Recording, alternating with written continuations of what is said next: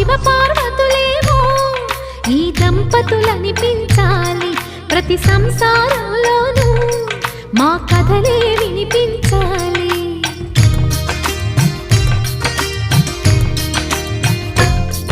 ఆ సిరిని శ్రీహరిని మా జతలో చూపించాలి, శ్రీకాంతుల కొలువంటే మా కాపురం అనిపించాలి. మా ముంగిలిలోన పున్నమి పూల వెన్నెల విరియాలి, మా చక్కని జంట చుక్కల తోట పరిపాలించాలి.